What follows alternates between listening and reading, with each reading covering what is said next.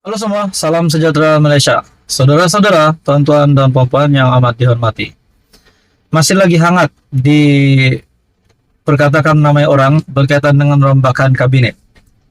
Bila rombakan kabinet itu yang menjadi persoalan utamanya, dan persoalan kedua, siapa yang bakal digugurkan, dan adakah mungkin ada muka baharu pemimpin-pemimpin yang besar di dalam blok kerajaan, di dalam blok PHBN, yang tiada jawatan dan menunggu rombakan kali ini untuk diberikan jawatan. Nah, salah satu nama yang disebut-sebut adalah Johari Ghani, kepimpinan dari UMNO. Saudara-saudara, satu ulasan dari Syahbudin.com, Johari Ghani, Menteri Keuangan kedua atau Menteri WP. Ketika ini, ramai sekali yang bercakap mengenai rombakan kabinet yang dijangka akan dilakukan oleh Perdana Menteri Anwar Ibrahim sebaik berakhirnya pilihan raya kecil Pelangai pada 7 Oktober.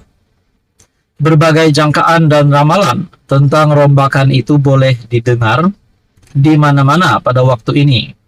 Beberapa pemimpin, baik PH dan BN juga tidak terkecuali bercakap mengenai rombakan tersebut yang disebut-sebut bakal berpindah atau ditukarkan ke kementerian baru, semuanya menyerahkan kepada Perdana Menteri dan menyatakan kesediaan memikul apa saja portfolio yang diamanahkan. Yang akan dinaikkan pangkat pun sama juga nadanya.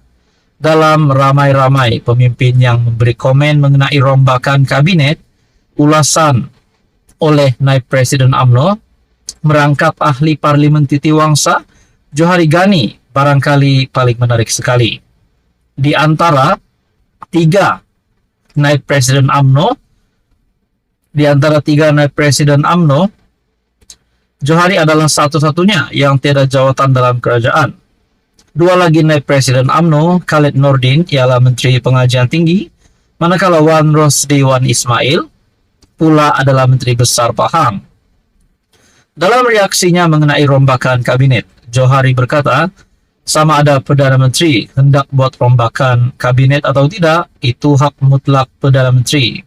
Saya berpandangan begini, mesti dalam mana-mana kerajaan, Perdana Menteri mesti ada dia punya keputusan eksklusif. Kita tidak boleh memberi sebarang tekanan kepada Perdana Menteri sebab kita semua sudah pilih dia, Anwar, sebagai Perdana Menteri. Kita sokong dia. Dalam 10 bulan ini kita berdepan dengan ekonomi global yang besar. Di samping kita juga berdepan dengan cara yang sesuai untuk bekerja dengan parti-parti yang ada dalam kerajaan perpaduan. Ini adalah salah satu daripada perubahan yang kita perlu lalui. Saya rasa kalau bagi masa secukupnya hingga akhir tahun 2027, saya ingat kita akan nampak dan menilai keberkesanan kerajaan perpaduan dalam mentadbir negara, ujarnya. Agak tepat pandangan Johari agar jangan ada mana-mana pihak memberi tekanan kepada Anwar dalam isu rombakan tersebut. Sebaliknya serahkan sepenuhnya kepada Anwar membuat apa jua keputusan. Sesuai dengan saranan itu, Johari sendiri jelas tidak memperlihatkan dirinya cuba menekan Anwar. Walaupun banyak pihak berpandangan atas kedudukannya sebagai Naib Presiden UMNO, beliau sewajarnya duduk dalam kabinet sebagai salah seorang menteri. Cuma dengan kenyataan Johari agar tiada sesiapa menekan Anwar ini, lebih membuatkan namanya tidak dilupai Anwar dalam rombakan kali ini. Dengarnya, kalau tidak Menteri Keuangan kedua, jawatan Menteri Wilayah Persekutuan bakal menunggu untuk jatuh ke ribanya. Ulasan dari Syahbudin. Jadi saudara-saudara, apa komen Anda? Terus kamu sama di dalam channel ini untuk info yang seterusnya. Halo semua, salam sejahtera Malaysia. Saudara-saudara, tuan-tuan dan puan, selamat datang ke channel Fels Lifestyle. Terima kasih kerana masih setia di dalam channel ini. Nah, hari ini kita akan bercakap tentang menteri-menteri di dalam Kabinet Kerajaan Perpaduan. Sudah pasti baru-baru ini kita dikejutkan dengan berita berkaitan dengan rombakan kabinet. Nah, sudah pasti sekiranya kita mendengar tentang rombakan kabinet, kita memerhati beberapa menteri yang antara menteri yang disebut-sebut ramai. Nah, sudah pasti di dalam kabinet kerajaan perpaduan, semua kepimpinan politik yang terkenal, menteri-menteri yang dilantik, contohnya Tengku Zafrul sebagai Menteri MITI, Mat Sabu, Rafizi Ramli Menteri Ekonomi, Timbalan Perdana Menteri sendiri, Ahmad Zaid Hamidi, juga adalah salah satu menteri di dalam kabinet kerajaan perpaduan. Tok Mat juga adalah menteri di dalam kabinet, yaitu Menteri Pertahanan, dan banyak lagi menteri. Nah, saudara-saudara, setelah saya bercerita dengan kawan-kawan pemerhati politik yang lain, ada yang kata, mungkin di dalam rombakan kabinet kali ini akan ada rombakan besar-besaran disebabkan salah satu menteri, salah satu kekosongan di luar jangka di dalam kabinet kerajaan perpaduan, salah satu menteri di mana jawatan telah dikosongkan.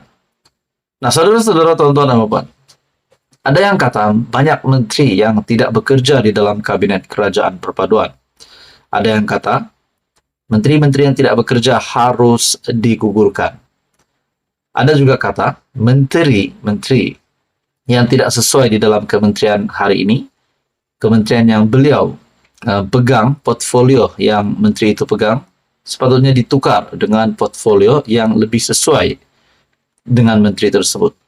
Nah, tuan-tuan dan puan, terdapat beberapa nama yang disebut-sebut ramai. Adakah Rafizi Ramli kekal sebagai Menteri Ekonomi? Adakah Mat Sabu juga kekal sebagai menteri yang beliau pegang hari ini, portfolio yang beliau pegang hari ini? Adakah Zafrul juga sebagai Menteri MITI menjalankan tugas dengan baik? Nah, itu semua menjadi persoalan. Nah, persoalan yang besar adalah siapa menteri yang sepatutnya digugurkan, siapa menteri yang sepatutnya dikekalkan.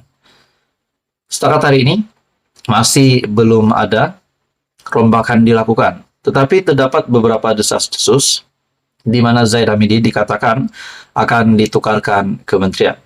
Saifuddin Nasution juga dalam kenyataan baru-baru berkata, no comment sekiranya beliau ditukarkan lagi kementeriannya, kembali ke kementerian lamanya. Nah, saudara-saudara, Anwar sendiri, Datuk Seri Anwar Ibrahim, sendiri membuat pengakuan rombakan kabinet tak mendesak, kata Datuk Seri Anwar Ibrahim. Perdana Menteri Datuk Seri Anwar Ibrahim tidak menolak kemungkinan akan membincangkan rombakan kabinet dalam sesi menghadap Yang di-Pertuan Agong Al-Sultan Abdullah Ayatuddin Al-Mustafa Bilasha. Nah, baru-baru ini juga kita mendengar di mana berkaitan dengan rombakan kabinet. Ahmad Zaid berkata rombakan kabinet mungkin berlaku dalam masa terdekat. Manakala Saifuddin Nasution pula berkaitan dengan rombakan kabinet, beliau berkata berkaitan dengan persoalan kembali ke KPDN, Saifuddin enggan komen. Nah, saudara-saudara, setakat ini kabinet yang ada, menteri yang ada masih kekal. Tetapi menurut Anda, apa komen Anda? Siapakah menteri yang patut ditukar? Anda boleh komen di bawah untuk pandangan. Apapun kita menantikan keputusan terkini. Sekian saja, teruskan bersama di dalam channel ini untuk info yang seterusnya.